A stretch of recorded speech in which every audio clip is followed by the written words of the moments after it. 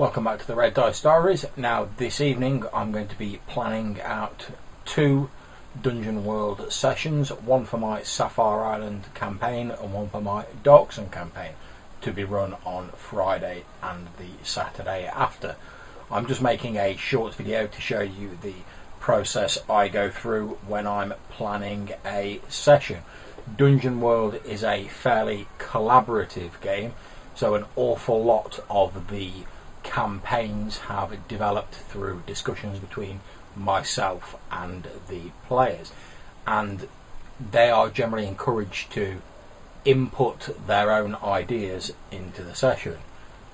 So forgive me if I ramble a bit in this video, but this really is going to be me as I prep the session.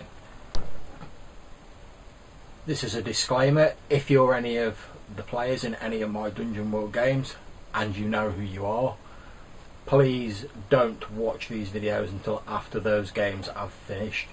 I'm sure you won't, but it would definitely ruin some of the upcoming plot elements, since this video does contain some spoilers about the plot. Thank you very much. So let's get started.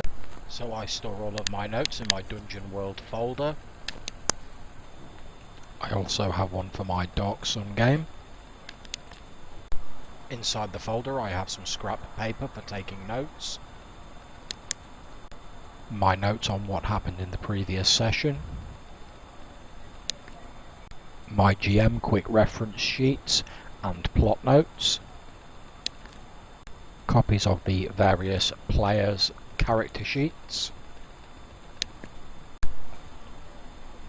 Also in my GM's paperwork folder are a number of sheets for what in Dungeon World are referred to as fronts, and these are basically plot elements where you write down the cast, the stakes, i.e. what's at stake if the front comes to pass. Then you write down a number of dangers.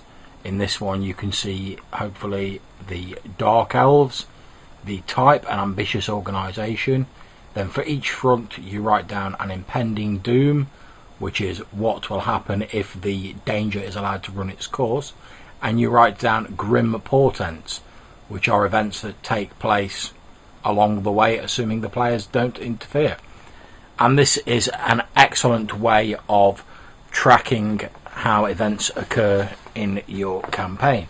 You can see there's two different types of front. There are standard fronts, which are elements that aren't central to your campaign but may still be important plot points, and there are campaign fronts, which are the central plots and points of your campaign. I'm aware in this video, in several of the subsequent sections, that you can't actually really see any of my face. This is because unfortunately I'm limited by space, and I chose to focus more on the actual paperwork and the process I was doing rather than pointing the camera directly at myself.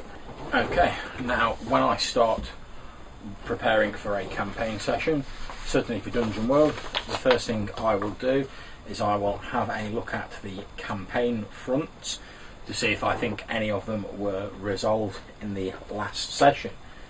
So for this campaign front, Lord of the Dark Elves, an elf lord who doesn't want to see his people fading into nothingness, breeding elves and orcs to make dark elves. We have the dangers being the Dark Elves, as we described previously. They want to see elven people in their rightful place as rulers of the world, and the impending doom is tyranny, where the main kingdom becomes the new capital of a Dark Elf empire. Remember, this is the outcome should the players not interfere. Humans either flee to the Sapphire Islands or are enslaved. The grim portents for this are Dark Elves target human settlers. Well, that's definitely started happening, so I'll put a cross next to that. Eventually they blame the fall on elves. This hasn't happened yet, so I'll leave that as it is. For the next danger we have Northlander tribes, mixed human and orc tribes. They're a horde, and they've been promised a place of honour by the Dark Elves in their new world, and the Dark Elves aid to take their revenge on the Sapphire Islands. The impending doom for this danger is destruction. After conquering the kingdom, the Dark Elves will help the Northlanders destroy and take over the Sapphire Islands. The grim importance for this are Northlanders help the Dark Elves take over the kingdom. From there, with Dark Elf help, they launch a devastating series of attacks on the Sapphire Island. Now, although this hasn't actually happened yet, there has been a precursor, and it was established last session that the Northlanders have taken over one of the smaller Sapphire Islands. So I'm just going to put a little mark next to that to remind myself. And finally, Northlanders sack the islands and the human populace are sent to the mainlands in chains. Again, that's not happened yet, so I'll leave that as it is. Although I'm going to make a note that the Northlander attacks are escalating on the Sapphire Islands, since one of the player characters playing the Rogue Strike is a Northlander outcast, so it'll be quite interesting to find out from him what he thinks about the Northlander raids on the Sapphire Islands. And our Bard also originates on the Sapphire Island, so what I'll do is I'll try and get a bit of input next session from the two players of those characters regarding how they think the attack on the Sapphire Island has been progressing and what they think the Northlanders' aims are, and if there's anything there that can be incorporated back into the plot, I will do, since I think it's a good idea to get players invested in the game and see a reward for their contribution. The final danger is an arcane enemy, an Orc Shaman.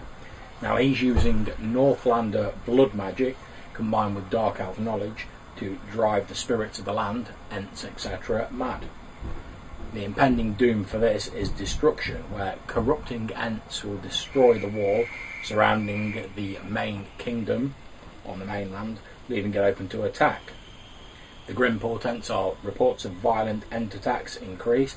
This has been happening, so I'll put a mark next to that. Some elves said that perhaps they've been too soft on the younger races.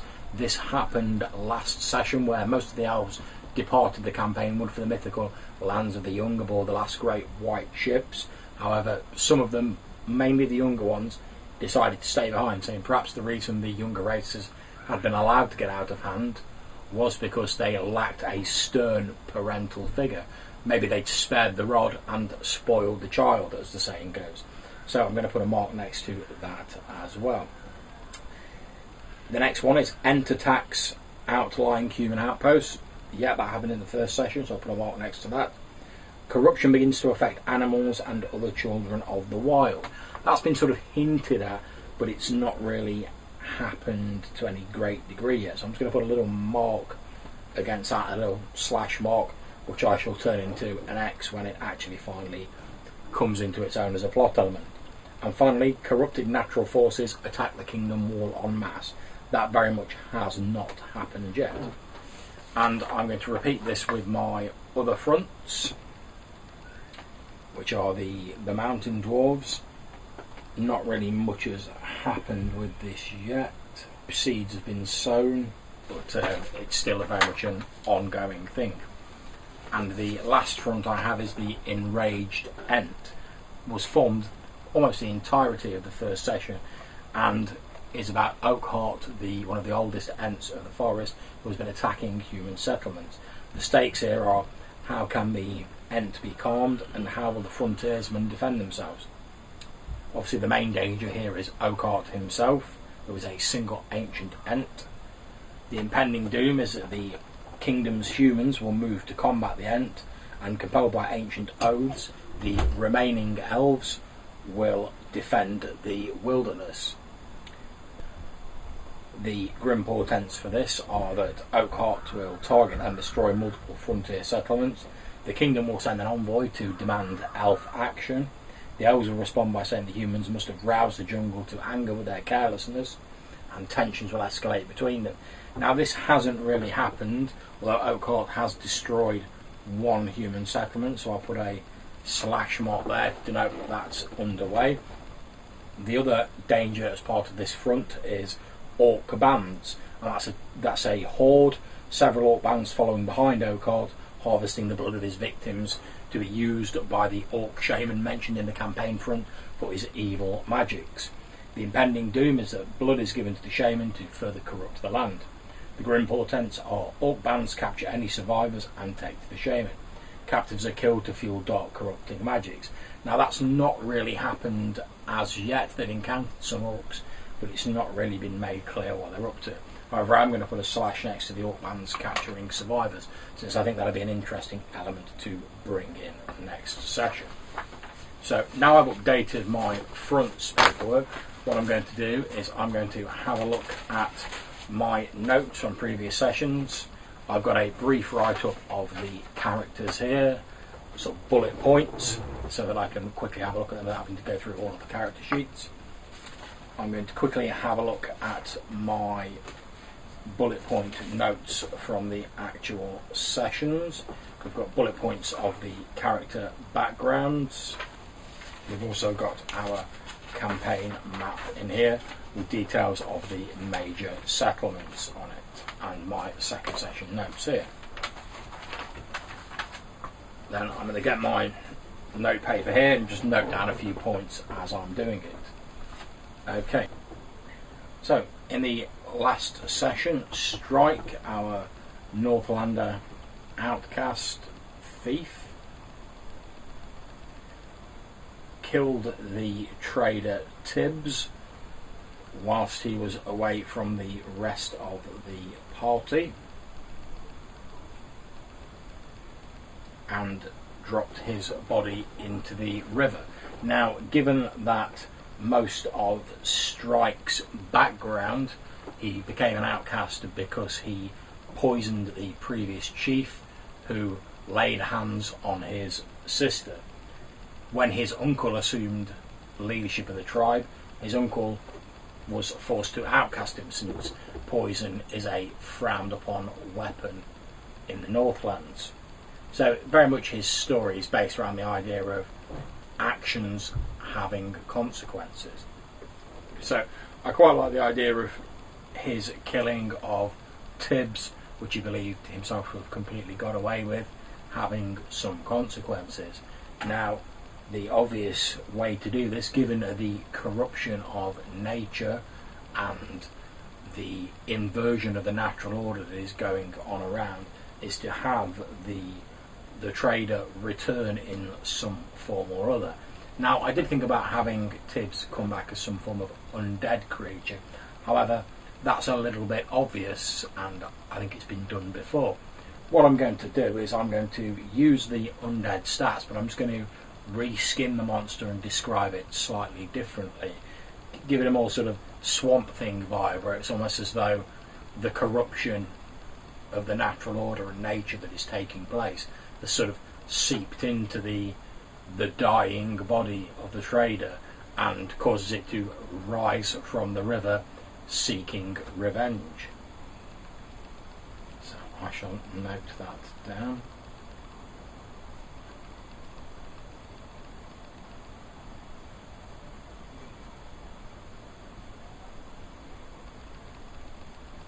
However, I do want to make this more than just a simple, oh, here comes undead monster, players attack and kill sort of encounter. So what I'd like to do is I'd actually like to build up a little bit and have a few signs of the Tibbs thing's presence becoming revealed beforehand. So what I'm actually going to do is I'm actually going to, on my fronts, I'm going to, on the enraged ent, I'm going to change that to enraged ent / corrupted nature, and I'm going to add the undead swamp things as a danger. They're a magical horde. I'd say the impending doom here will be that it will continue to escalate as the inversion of nature itself continues to grow. So there's no real sort of end of the world scenario here, but if these things, or the inversion of the natural order, isn't stopped, then Tibbs will not be the last of these undead creatures to rise from their grave. So, grim portents, I'm going to put Tibbs rises from grave.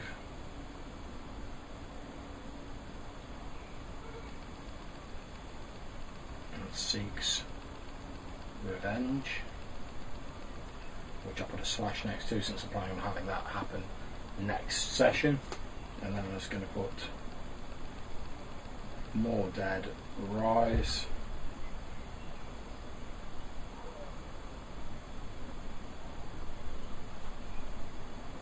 Travel becomes hazardous.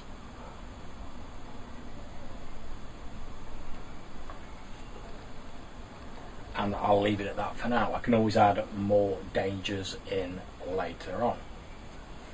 That's one of my fronts added to. Okay, now last session we also had the elves departing from the world. Only some of them stayed behind after persuasion by the player character Demano, played by my friend Kelly, the elven druid, and an elf NPC called Zophandius, a younger elf who believes that a firmer hand is necessary to guide humanity. Now, originally there were only about 50 elves who had elected to stay behind in the old world, while the rest took the last great white ships across the seas to the mythical lands of the young. However, the players were able to persuade, along with the NPC, approximately 150 of them to remain. So I'll note that down.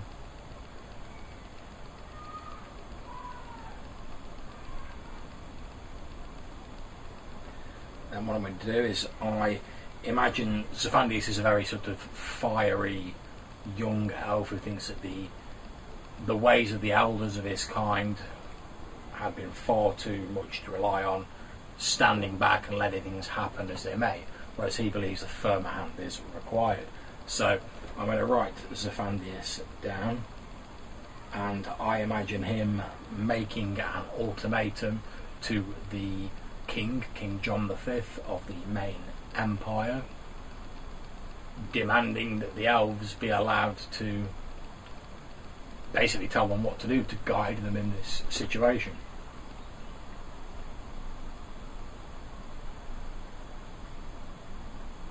So I'm going to note down Zophandius makes demand to King John V to allow elf guidance. Now, if you remember earlier, one of the dangers on my front regarding the enraged Ent, I'd originally got it that the kingdom was going to send an envoy to demand elf action.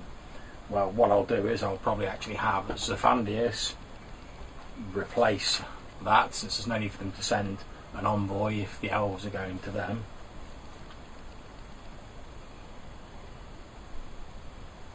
So I'll change that.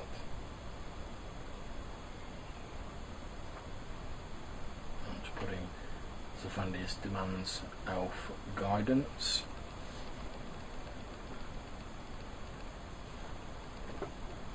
In order for him to demand this in the first place, there's obviously got to be an escalation of the entish, or the corruption of nature, since it's not really caused any undue problems for the Empire so far. It's only killed the population of one very small frontier settlement.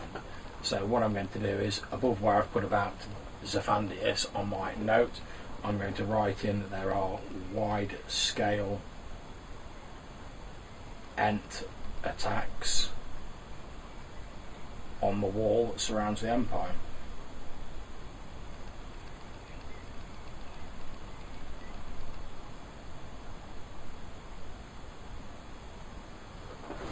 Okay, now also last session we had the discovery of a logbook aboard a Sapphire Island ship where the people have been killed by orcs.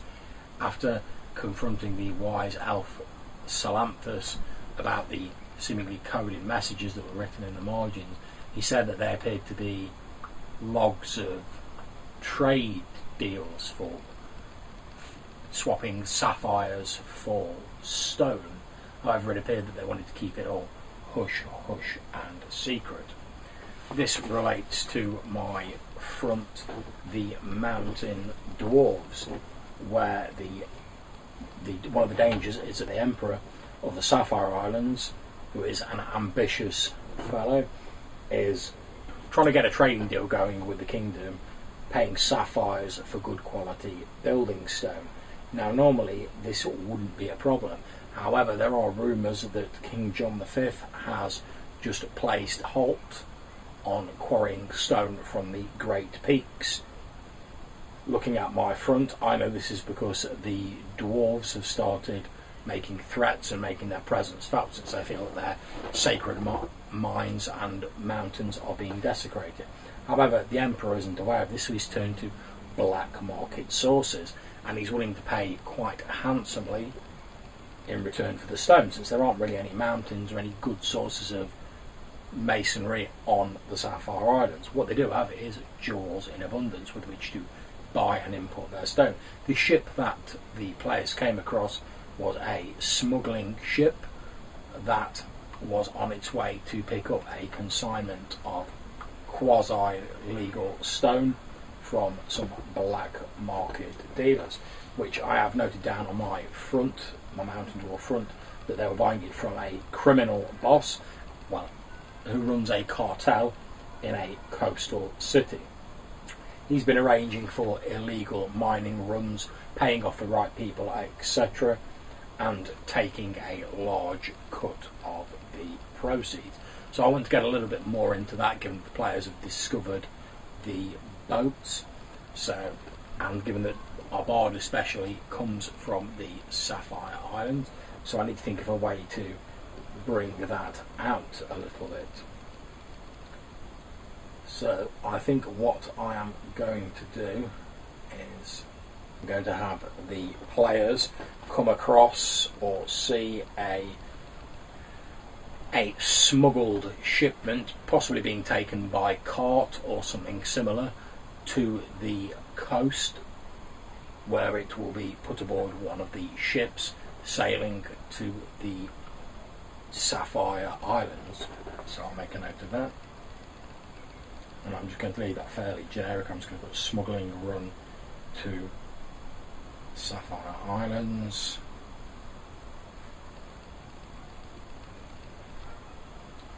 See that it's smuggling stone. Now this could take a number of different forms. Like I say, it could be a cart where it's being smuggled to the coast, to on board one of the ships. It could be a damaged ship attempting to put into land. Perhaps it was attacked by the orcs, and normally a ship that had been under attack and that had survivors would welcome assistance. Perhaps their hesitancy will arouse some suspicion in the player characters. Perhaps they were even damaged whilst fleeing from the lawful authorities, and realising that they were far too damaged to make their way back to the Sapphire Islands, have limped around the coast and have sought to put in at a sheltered inlet or somewhere similar while they make repairs. And again, maybe the players come across them and their reticence to accept help rouses some suspicions.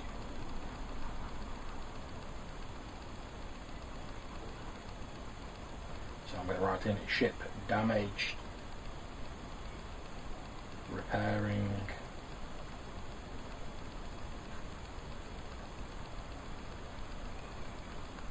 doesn't want help, smugglers. And that's pretty much all I'll write for that, since I can tweak that in play as the characters are continuing. Now obviously a main part of the next session, probably the last point that I'll write in my bullet pointed session plan, is the main campaign front, the front named Lord of the Dark Elves, where orcs and elves are being crossed magically as the fruit of some sort of rotten and twisted, almost necromantic looking dark wood tree and these huge rotting fruits fall from it that were seen in the vision of Damana the druid in the last session. And when the fruit burst open, a creature that was unmistakably carrying the grace of an elf but with a cruel edge to its beauty, but that had the tusks, the furrowed brow and the grey skin tone of an orc, was born from this rotting fruit. So what I need to do is I need to have a look at that on my list here, and we can see that the Dark Elves have already been targeting human settlers, and that's going to continue to escalate. However, I expect that the players are going to want to, shall we say, investigate that more thoroughly, especially given the strength of the vision that Damana had last session. So, looking at my front, the Tree of Lost Souls, since this tree is of such great importance, I thought it was worth giving it its own front, even though it's connected to the campaign front. I can see here that the danger around the Tree of Lost Souls is that it's unholy ground, a once peaceful, tranquil area, home to one of the oldest trees in the jungle, that's been corrupted and used to create Dark Elves. The impending doom is that entire swathes of the jungle will become corrupted blackwood. The Grim Portents are a combination of orc and elf magics corrupt one of the oldest trees. Well, that's obviously already happened. Oakheart, protector of the tree, is driven mad as it's corrupted. That's happened. An elf lord sacrifices many of his own men and captured orcs using corrupted lands to meld them into Dark Elves. That's also done. So that suggests that since all the Grim Portents have been done, that the impending doom is going to start taking place. So I'm going to make a note that the corruption, the Blackwood corruption, is going to start spreading into the rest of the jungle. Now, I imagine that will be almost like a sort of natural disease, or in this case it's magical, and it'll involve the wood of the trees slowly turning this dark sort of blackish red, almost the colour of congealed blood, and the fruits of the trees will turn an unhealthy greyish colour.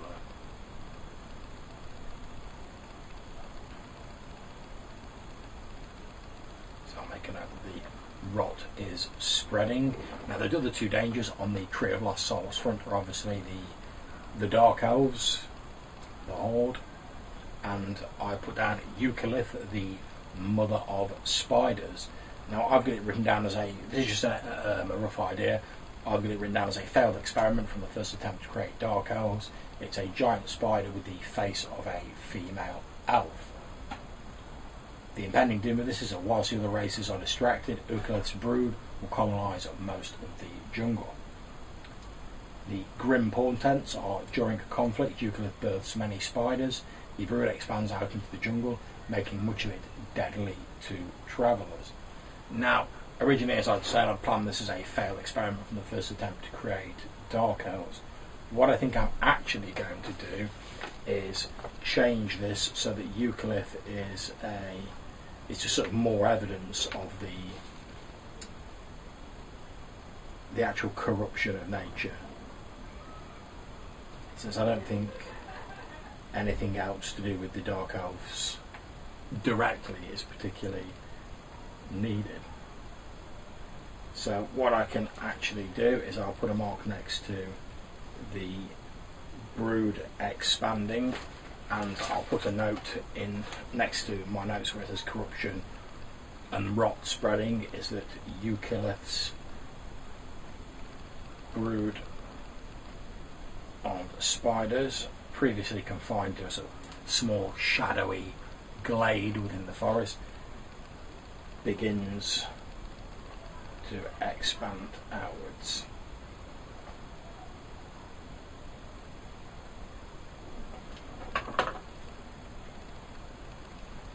Okay, so basically I think that's pretty much the next session planned. I've got my campaign fronts updated, which I will put back into my GM folder along with my GM quick reference sheet from the Dungeon World book. Put my session notes back away with the map that I've got here.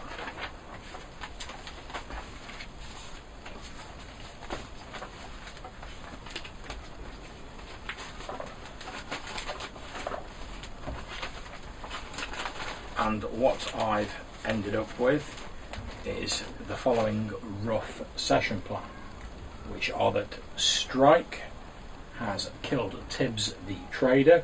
He's rising from the river as a Swamp Thing style creature seeking revenge. Now, as I've said, I just want there to be some signs of that first. I don't want him to just run in and attack like a normal zombie and have him taken out. Nothing wrong with that, I just don't find it particularly interesting. So I'm going to make a couple of little notes about what sort of things they might come across. Footprints, mud. Since Tibbs himself was drowned, I'm almost assuming that it's like the corruption has spread to the river, and it's that corruption that sort of seeped into his body. So perhaps people are found drowned on land. Also, he was tied down with many rocks and weights by Strike when he was killed. So I'm going to suggest perhaps that the footprints are odd sort of like drag marks behind them.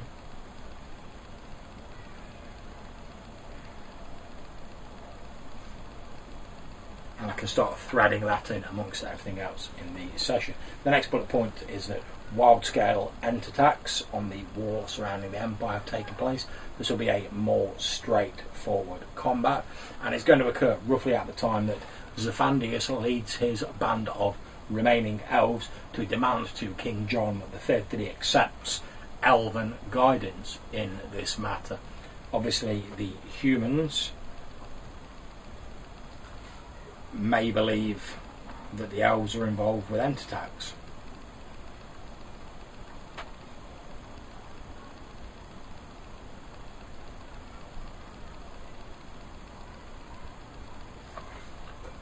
And that may cause tensions to escalate and even violence to break out, depending on what occurs in the session between the humans and the remaining elves.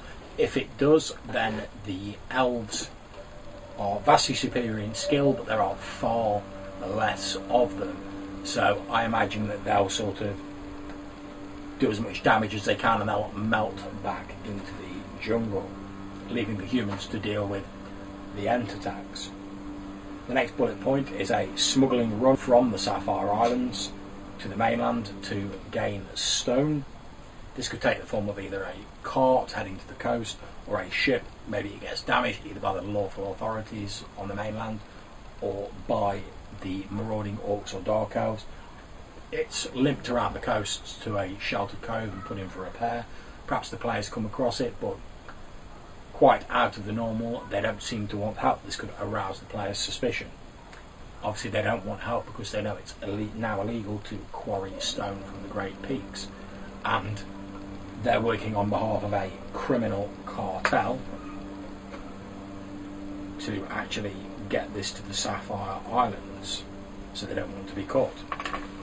Finally, we have the corruption of the Blackwood spreading out into the rest of the jungle, almost like a sort of supernatural form of rot.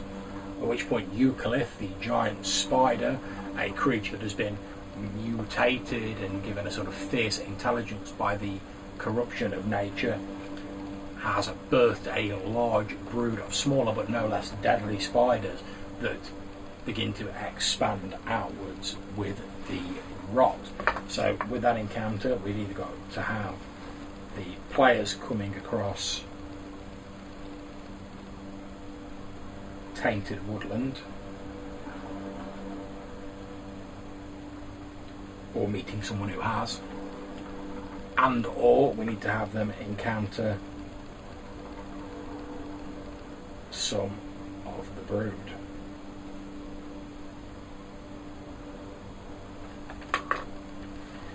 Now there are a few other things going on in the background, such as the Northlander attack on the Sapphire Islands and a couple of other little bits and pieces, but they're mostly in the background at the minute. What I'm going to do is this session I'm going to have a bit of a discussion with the players, see what they think is going on regarding that, and then I'll use that to put together some more detailed notes which I can hopefully use as the inspiration for events in future sessions, or if they want to start pursuing them, I'll be able to use them to freestyle some details to lead them into that plot line next session. So I think basically what I need to do now is I need to detail King John V a little more, including his castle, palace or whatever. I've already got some details on the capital city since I've created all of the settlements using the handy rules from the Dungeon World book. And if I have a look at my notes on the settlements, I can see that River Morton, a small village, has an oath to Royal City. The Gate Town, which is one of the two towns that form a breaking point within the Great War, trades with Royal City. I can also see that there is an oath and trade with Iron Gate, the keep that forms one of the watchtowers in the wall.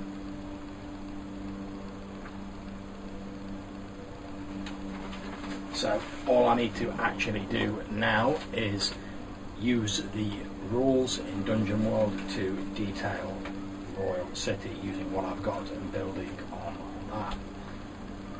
So I'll make a note that I need to detail King John, his castle or palace, and the Royal City. We've got a smuggling run to the Sapphire Islands. I think I'm going to go for the ship option, to be honest, since that's more interesting. And although the cart may be included to some lesser extent, so I'll need to detail the captain of the ship plus cargo.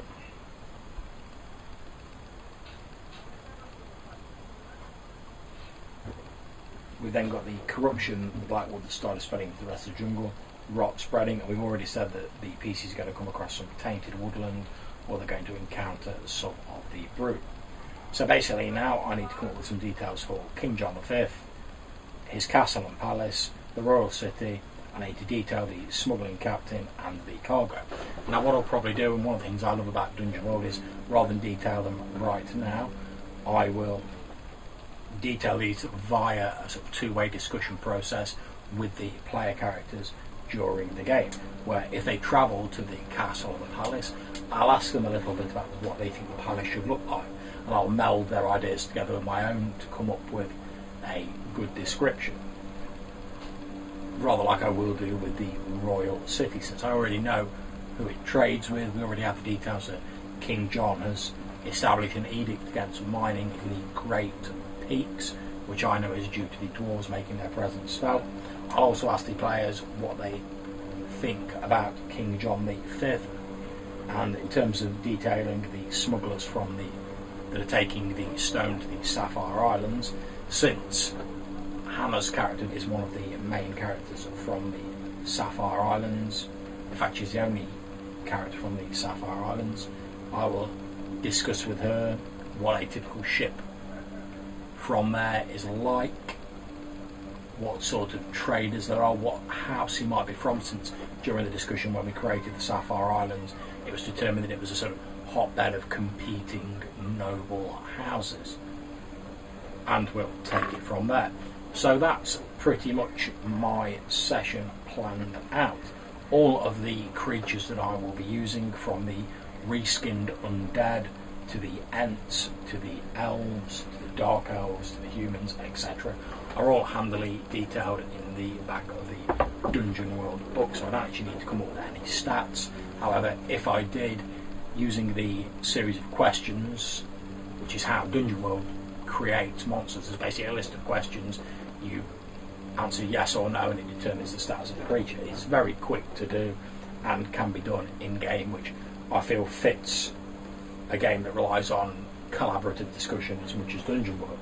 So that's pretty much all of my planning done for my first game. Looking at my phone and the clock on it, I can see that since I started at about 6 PM, it's taken me about 40 minutes all told to get that level of planning done. Now, if I were doing a slightly longer session or with a slightly more detailed system, it would take me slightly longer. However, that's the basic process I go through when I'm planning at a session. I look at the notes from previous sessions and mark off any outstanding points or issues that may crop up. I look at the players' previous actions in the last session to see if there anything's going to arise as a consequence of their action. I then make a bullet point list of what's possibly going to happen next session, and I go through these bullet points, pick out any details or anything I think I need to define, note them down in the margin, and then what I'll do tomorrow in the couple of hours before I go to the game is I'll again look through these notes for the next session. I'll detail out anything that needs to be done, and I'll have a final read through just to make sure I'm up on what's potentially going to be happening in the session. I'll also have a quick look through the player's character sheet to see if there's any areas where their particular talents could be useful, or if there's any player whose character, for whatever reason, really isn't liable to get involved in anything going on in the session. And if that should be the case, I'll attempt to add something in that will interest that player and interest that character. So that's how I plan a session. So there we go, that's a brief look into how I prepared for my latest Dungeon World session. I hope you've enjoyed this video. You'll click on like and subscribe down below. If you have any comments, please either put them in the comments box or hit me up in the Google Plus links. Until I see you next time, thank you very much for watching, and I look forward to reading what you write. Take care.